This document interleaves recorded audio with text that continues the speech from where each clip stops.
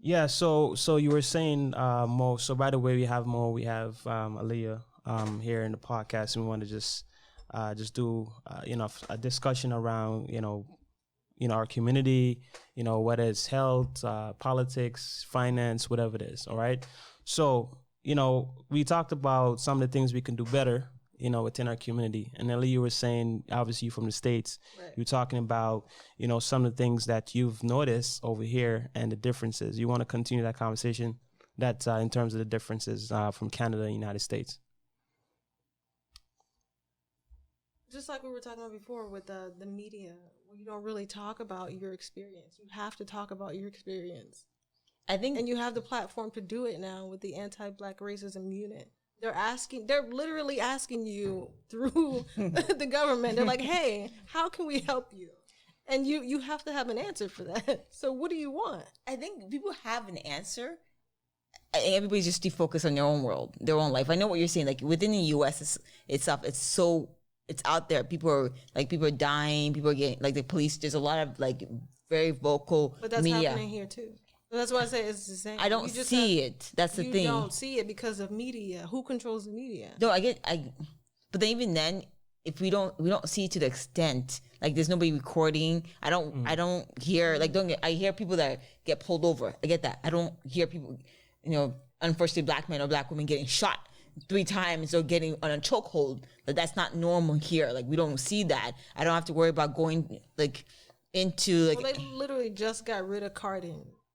That... Which is great, in my opinion. Based on what we got in the States, this is amazing. But you see, the interesting part of that is a lot of us in Canada, we tend to know more what's happening in the States. Because of the media. Because of media, right. Because you got CNN, NBC, you have CBC. Or you have social media too. Social media. And a lot of the content that's driven is mainly US driven. So when you're talking about Canada, we have to probably hear from maybe 2 or 3 sources, or maybe from a friend or whatever it is. We don't have the media push that you would normally see in the States. Well, that's the great thing about this platform. And when I talk about social media, you have it at your disposal. Everybody has access to the same internet. So you get to tell your story. You get to say this is a problem. But I do see it. Like, once or 2 times I've seen on Facebook, some Black woman or some somebody that's been wronged, and they talk about it. The difference with the U.S. is that it comes into a negative, like someone's died. No, what happens is they talk about it online, but then they also bring it out into the community. So they say, hey, this is a problem. They don't just say it online. We're gonna bring it out. We're gonna bring it to your office. So you're saying Canadians don't have that same urgency, or we don't have that same kind of push in terms of political. Because people were just complacent. Okay. Complacency. Oh yeah, we are complacent. I agree with her. We're very complacent. I think what I was saying to her earlier was that you see the States and you see what they go through. I don't want to come in like I know everything, because I don't. I've only been here for 2 years. No, but think about it. Like, you need somebody outside. I'm just only speaking from my observation from 2 years. But that's fine. Like, there's nothing wrong with what you're saying, because if you're used to a certain norm all the time, and having an outsider come in and say, okay, you guys know that you guys have been living like in a cloud for the past for years and years. So wake up. Because we don't know anything about Canada. Like, when we get anything about any other country. So we still need to know. That's the thing. You're right here. Canada's right here. Americans don't know anything about Canada except that Canadians are nice. That's Listen, all we know. I've heard from basketball players when they come to Canada and play for Raptors, they're saying it feels like a foreign country. Because it doesn't have the same lifestyle. It doesn't have even the simple changes, like the milk. We have milk in plastic. It's kind of weird to you guys, right? So those little subtle differences, Americans complain because it's like when they come here, it's like a different world. It's so nicer, it's cleaner, it's not as grimy as certain parts of the States. That's where everybody just needs to get out of their own comfort zone, out of your bubble. You need to travel. This is why you need to visit. Oh, I travel. I've been to the States. Well, I've been to Dallas. I've been to LA. I've gone to the States. I know like, I don't know personally, like, I've never lived there, but I've visited the States, and I know there's a huge difference demographic wise, also intellectually wise, and what is seen and what's on TV. I get what you're saying. Like, we just live. But you can't also go by what's on TV either. No. Because if you listen to TV, everything is fucked up over there. That's where I am right now. I'm not even gonna lie, but I know. But then you don't hear all the good stories that are happening. That's the one thing about Canada that I have noticed. They also post good stuff in the media. So they won't show you the bad stuff. They'll show you the good stuff. But we see bad stuff. Like even wasn't it earlier about the poor woman that got chopped up? Like yeah. I mean, that's every day in America. Like you'll hear that story. You'll hear that story 15 times a day, and you'll get like, okay, well, all right. So you're saying people getting chopped up in America? That's a regular Saturday. Like, what do you? I never heard that one. I know. Hey, I'm missing the memo on that part. Not that per se. I'm just Okay. saying, I know what you mean. Like I got you. The violence is there. The violence, it's everywhere. But if over in Canada, you're talking about like 2 geese walked across the street today. Like that's what we're talking about. Like, all right. Oh, she's on cool. 6 buzz. She's on 6 buzz. I feel you. I mean, look, we like I said, I think Canadians, especially within our community, we have to do better when it comes to when you talk about things like cryptocurrency and understanding the technology that we have access to. And even for you, Mo, you talk a lot about health. Information about health, we still lacking because we're blindly just ignoring some of these facts. And even though we have Google, right? The information is there, but you have individuals like yourself who can give you more of a guideline, like a step in how to help with things like your posture and different else, guidelines, right? So talk to me about that. Like when it comes to health, like what would you tell like a woman watching right now? What is one thing they should start working on, even if they are intimidated by going to the gym, for example? I think for a lot of people, it's. I understand why, because everybody assumes that going to the gym is a male dominant thing, like working a muscle. A lot of women are afraid that if they lift a weight, they become manly. Believe me, if that was the case, I would have been bigger than this right now. I think a lot of it is really culture. Let's just step back for a second. I think a lot of parents have taught their kids, okay, especially women, that you should just be more feminine. You shouldn't worry about, lifting weight, getting healthy. Just worry about, looking pretty and then looking slim and then getting married and having kids. And men's been always thought to be active. And I find that also there's a lot of culture, as I was saying, culture in respects that, if you're Caribbean or African, a lot of things they think, lifting weight, you're not gonna be attractive to men. So that's the whole concept. To step back, I really think first thing to do in anything for your first task of health is mainly figure out what you're doing right now. If you don't understand how you eat and what your cause of your current weight, then you can't fix it. So you have to understand what you do right now, like how do you eat, and then determine yourself, am I an emotional eater?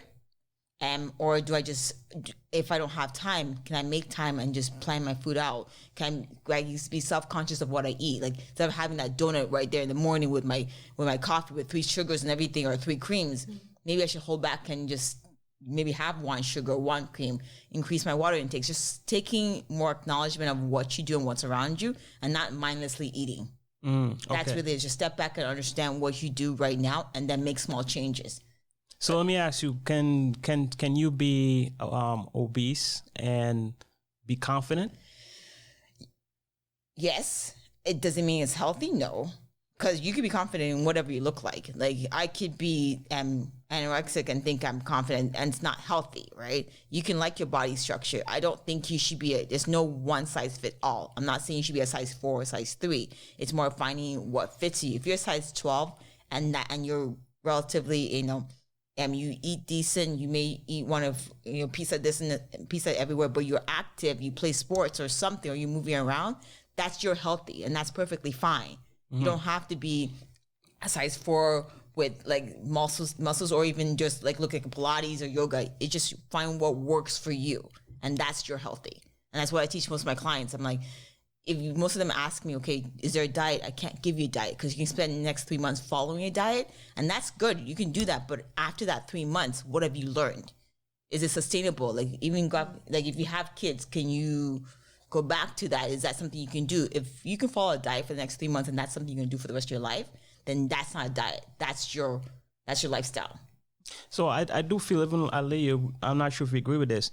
I feel like social media kind of have an impact on how women see their bodies. Yes. Because you think about health, right? But also you look at social media and he's like, you kind of women try to make this comparison with other, you know, social media influencers and trying to get their body to look a certain way. When they come to you, right, they want to maybe get a certain, you know, lift in their butt, or they want a tummy, you know, disappear and all that kind of stuff, right? I get could you help me lose my belly? I'm like, I can't spot fat you. I can't spot reduce you. There's no way.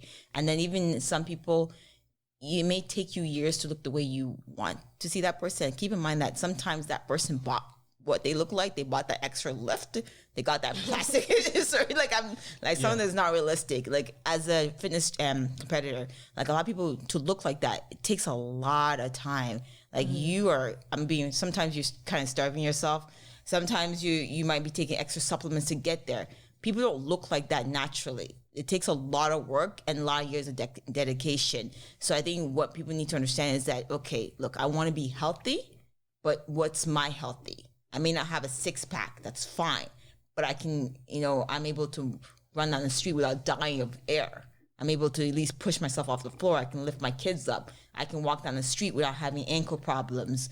You know, I can fit in that, you know, that dress I got, and I might be having a little belly, but I still look sexy, right? Yeah. That's your health. But going back to your conversation about what was it? You said confidence, though. Yeah. How does social media help that? I think it's actually, honestly, I think it's better only because now you have. I know personally there are 2 influencers that are very successful that are bigger women that are trying to push for big women to be confident in their own bodies. Right. So they are successful in that way. So if they tell their stories like, hey, if you have that mental awareness, like I can be, this is my healthy. Who are you to tell me? No, I agree with you. Like, but just like you mentioned, like you're taking supplements and starving yourself. Is that healthy? That's one of the reasons why I said in respects to people that look at that person and say, I want to look like that. I'm like, do you understand? Like, I know what it takes to look like that to a certain extent and how many years. And I say, okay, let's, instead of looking like them, try to find your healthiness. I don't think being obese is healthy. You can be an extra 20 pounds to 10 pounds, and that's comfortable on your body structure. That's good for you, and then you're fine. You don't need to be a size 4 or 8. Like, I'm not, if you're 100 pounds above your weight and you have, like, you're taking, like, medication for diabetes, you're close to diabetes, or you have high blood pressure, or you, like, that at that point you have to realize. But I think you just have to say being healthy doesn't have anything to do with weight. It's just the choices that you make. Yes. Yeah, and I think too, when you look from a dating point of view as well too, because you have to consider that fact. You know, we talk about, you know, young women. I mean, think about it. Your confidence has a lot to do with how you feel, how you look to the opposite sex. Because if we talking about, remember, a lot of men males, like big women too. I don't think a lot. Skinny. I think it's true. I think there's men who do like big women, but I think in most men, I think that they look for women who are somewhat more kind of, you know, shapy and well voluptuous in certain areas. Right? How does a woman's confidence in her body have anything to do with you? No. From a male perspective, I think it does though, because as a man, if I'm skinny, right, and I might be confident in my body, but I also want to know that I'm confident enough to attract a female as well. I think people are attracted to confidence. If you love yourself, then somebody's going to be attracted to you because you agree love with that. you. That is true, but we also look at what they're talking about. I'm making this point from not necessarily saying this how I feel. All right? I'm just trying to be, you know, a developing this whole process. There are some men out there be like, I get it. She's confident with her body. She was obese, whatever. She's confident, but maybe I understand, but I'm saying there are some men who will say, look, I'm not really attracted to that. She's not for you. Exactly. And then you move on. But then the tables have to turn. There's True. You find somebody that's for you. Because you want somebody with confidence. You don't want a partner that isn't confident in themselves. Why would you want that? There's some people that want women that are not confident, or there's guys out there like that. We know that. That don't want girls who are confident? Because you can control people like that. But then they have an issue there at that point, right? Yeah, I mean, when I think about health, I think about more of the grand scheme of things, because you have mental, because you also think about mental, the physical, but also you have to think about how do other people see you as well. I mean, we can't ignore that fact. We also think about how do people see But people how I are look like. attracted to confidence. That's what I was saying. Like you I can look know. at I all agree these. with Look at that. I know. Okay, I'm gonna bring it to the BET Awards. Like Lizzo got on stage, half naked, she with all that confidence. Tell me she wasn't sexy in that moment. Maybe she's sexy to you. I don't know. No, I'm just saying she felt that way. You know how much confidence? Not physical, it but like takes? just like you no, know, that's like what I'm saying. You know how much yeah, confidence Yeah, I it mean, I takes respect that. for Yeah. somebody to go on stage. you can respect Yeah, your yeah, I girl. respect Everything that. I against respect you, that, but right. I'm speaking for some men who would say, I get it, you're confident, but the appearance, right?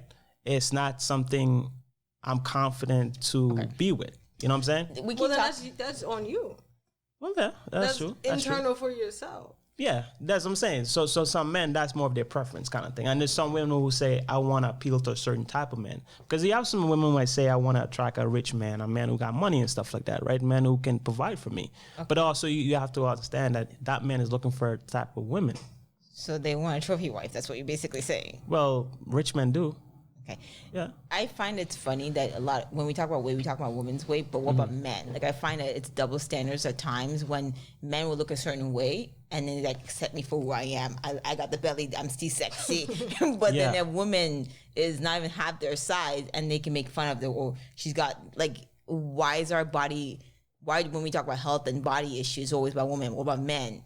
Like no offense, I don't want a Because guy I that think- looks like he can't walk down the street. I tell you what, I think Conditioned through the media to not think about that. Yes. I think because women are looked at as more of from the beauty perspective, the aesthetics.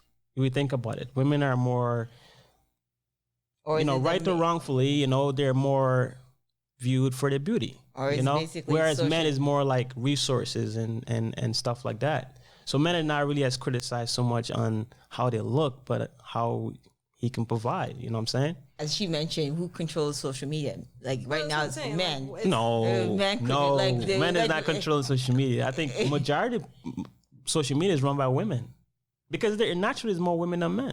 So it makes sense that You think so? You think? No, for real. You Who think are so? the gatekeepers? Who of you- the social gatekeepers. It's men.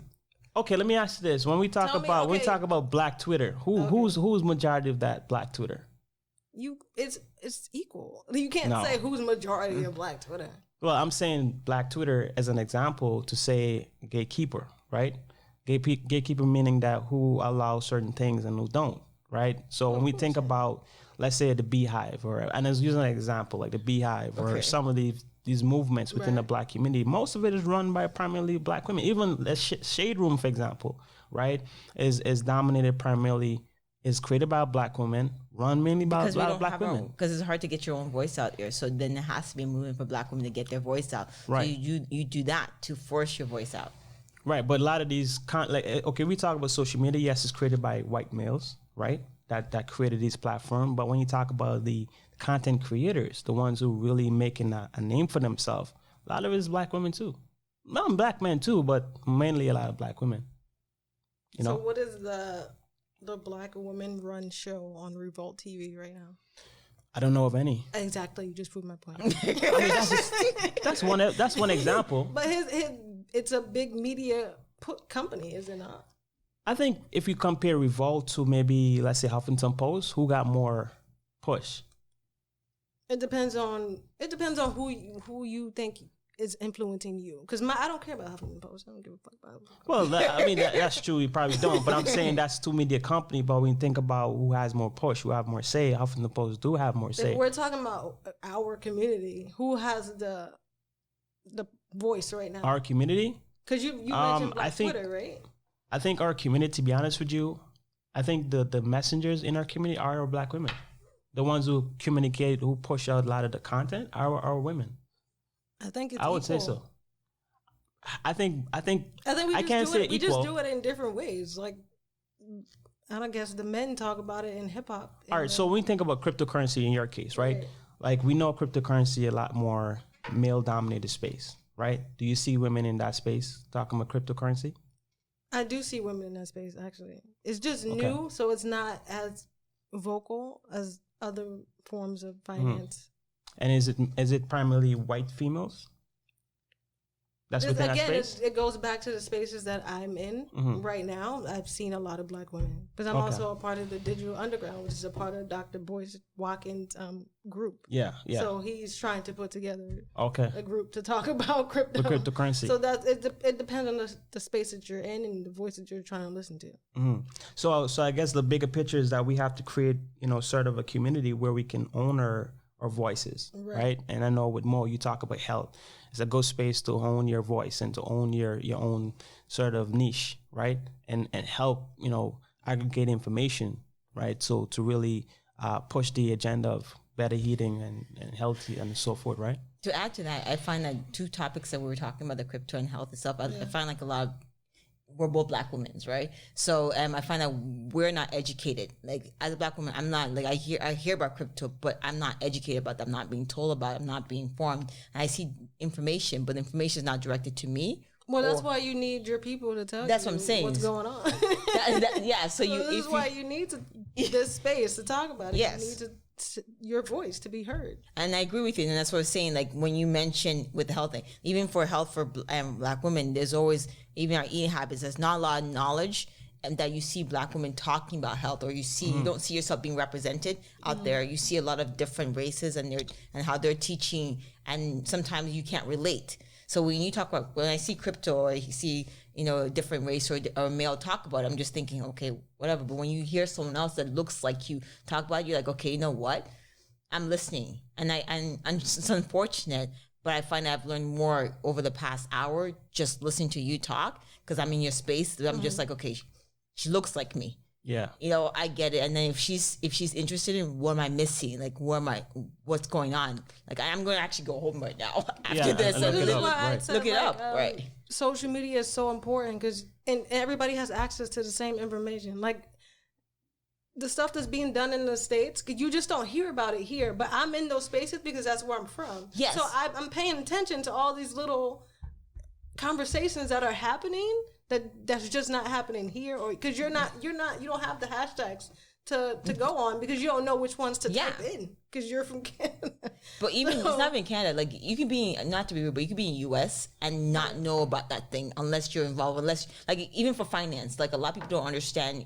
Let's just step back. Like basic RSP, savings, investment, financial planning, or insurance. That's why I say, like, people are actually listening now. So the conversation is being had, which is why there's a huge. This is why everybody's flocking to Atlanta. Because they hear the message, like, oh, okay, if we go here, then I'm going to evolve. Right, that's what they're thinking in their mind. Message is coming from you. Right. Right now, the message is coming from you. So what would you say as like a beginner guide for women in particular, or just our community in general? What would be the sort of like a guideline for them to get started to learn about cryptocurrency, for example? To learn about crypto, literally all you have to do is go on YouTube right now and just type in what is the blockchain, and there's multiple videos that you can just listen to really quick. And the algorithm, that's how the phone works. It'll keep popping up. You'll get bits of information every now and again. So it'll keep coming up. That's what's so great about the algorithm and social media, is that once you have that little bit of information, you're gonna keep hearing it, and eventually you're going to want to learn more.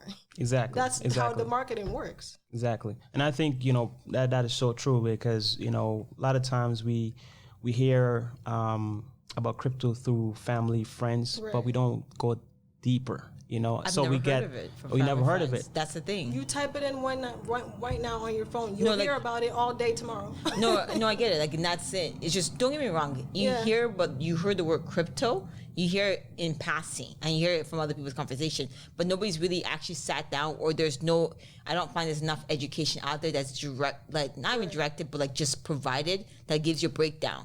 Because you think, like I said to you initially, I think it's a fad. Like, it's just, you re-educate me and told me it's not, it's right? Definitely not a fad. And then you don't realize, because like a lot of things come up, but unless I'm in that space, no, I don't know. Unless someone opens my eyes, I don't educate myself. That's why I said that's so important about this media, is that you don't have to be in those rooms. You don't have to be in those huge boardrooms. You're not missing the message. You just have to pay attention. Exactly. I'm paying attention. Exactly. I'm telling you, All I'm you have paying to do is attention. just pay attention. Somebody says one word, and you're like, "Oh, let me look it up real quick." I think I'm gonna have to You start have doing 2 that seconds. more. It takes 2 seconds. Yeah. Yeah, that's dope. I mean, because we're in the informational age right the now. information age. There's I mean, no reason. We got you no should be ignorant excuse right now. why we shouldn't know certain things. Not to say No, I'm not. I don't take not offense. that. Yeah. Don't get me wrong. Yeah. I'm honestly don't take offense of it. Yeah. Because at that point, it is kind of ignorance. Like I Yeah. do hear it, but because everybody is in their own world, they're Right. just. But then Right. it's more like, okay, you know what?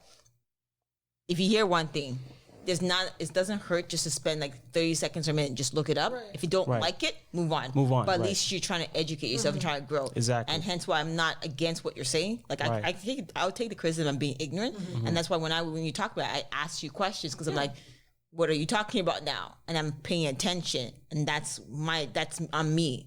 After today, it's really up to me if I want to go further into it or not. If I choose not to, and it goes up and people make money, I can only do it myself. And then obviously you take ownership of, you going farther and taking that information even to the next step, right? Or re-educate, Yeah. or even spreading the news and re-educating my friends and family and let them know, especially, maybe this is something you might be interested in. I'm not trying to force on you, but look it up and see how that plays in your future financially. Right. And that's why we come back to podcasting, because we realize podcasting is one medium that is so easy in a sense. Any one of us can do it. You can do it from free from your phone. You can record, content about your profession, your expertise, knowledge, and then have that distributed through various means and create your own community around people who have that same interest. So a lot of times, we tend to see people like the Gary V's and the Grant Cardones or Revolt TV and all these media company, but they started with just like this. They started small. They graduated to different levels, right?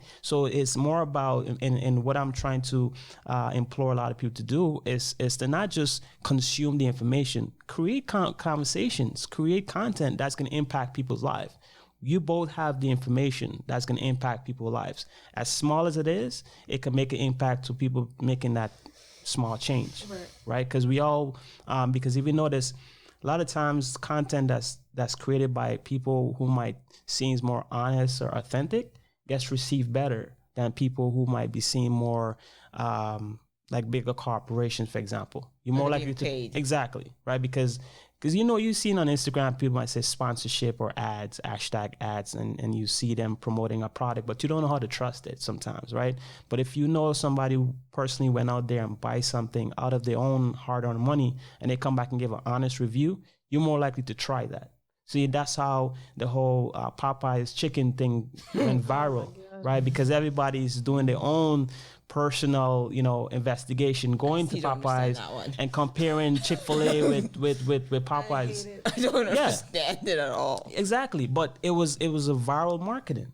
Now people who had no thoughts about buying Popeyes just go and buy just to be part of the fad. But You also want to sue somebody for that. also says how much power we actually have. We have a lot of We power. have so much power. This Of is why I course. wanted to do like the podcast, and I want to do digital reparations. Right. Because the internet literally is our reparations. It is. For the first It is. time in history, like white people are being held accountable for the shit that they're saying online. Mm-hmm. Like people are losing their jobs in real No, life I because of the racist shit that they're saying. It's funny. There was a post and online from I think it was Six Buzz that had this teacher in Brampton, the principal. Yes. And she took the picture And and a she had a book.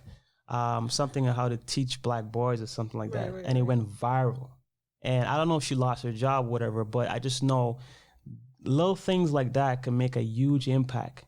So even how you branding yourself, rightfully or wrongfully, can make an impact on your career. Because she was no popular, nobody knew her before that picture. But it was just because that one book and associating her being a Caucasian, it just went off. Nobody know whether that was purposely put there or whether it was something to help her maybe manage the classroom better, the school better. But that book being there caused people to do their own investigation, and it became bigger than it really is. So things like that, when you see it, you got to say to yourself, man, that's how people are today. We're so triggered by so many things, and information can trigger people to make good decisions or poor choices, right? And that's why with the voice that we have to put it to good use, right? We know You, in your case, Aaliyah, you know about crypto. Mo, you know more about health. The little information you can give people, right, and slight changes can make a big difference. As small as a voice is, can make huge impact, right? So at the end of the day, that's why I see podcasts as a tool for us to really, amplify our voices and let people understand that, hey, what I have to say is not just, average. What I'm talking about, I know about it. I lived the life. I know about it. In your case, Mo, you know about it. You've dedicated years on health and fitness. So you know by talking to people the changes that they can make. Same thing with you, Aaliyah, right? You've done the research. You've talked to people. Your circles is around finance. So you know more than me when it comes to crypto, right? And so many other people because you dedicated time to learn about it, right? Yeah. So when we think about all this, I really appreciate you guys jumping on this podcast, right? Because now you're putting your voice to a next level. This conversation is now public, right? People can hear your voices and say, man, let me digging into Aaliyah's life or Mo's life. Let me see what you guys are doing, And that's where you win people over when they do that investigation, right? So any closing remarks you have, Mo? I think to be honest, this was not what I was expecting. Like, I'm pleasantly happy in coming in the space with both of you. Like, I didn't have any expectations, and even with the lack of expectations, I'm happy. Like, it was a good space and a good conversation. And I've learned a lot. And and even taking the hour or two I've been here, it's shaped my thought process of how to move forward in my life, and as well as my own personal business and how I interact and what I see, so I can educate myself instead of being ignorant about crypto. No, but now you even know the word. That's a start. Basically. Exactly. Some people say, hey, do you do crypto? You can understand what it is. Yeah, like, exactly. Oh, crypto. Yeah. I get you. You see how it's like, yeah. That's dope. What about you, Lee? No, this is good. I'm glad we can have this conversation. It's good. Yeah. It's good. That's good. Yeah, absolutely, man. So we definitely want to create a space for individuals like yourself to really kind of own your voice and amplify your voice in so many ways, right? So I appreciate you guys coming out here, and this is just a step to the right direction. All right. So I'm going to end the podcast here, but I appreciate you guys for tuning in and listening to us. So peace. Thank you. Thank you. All right.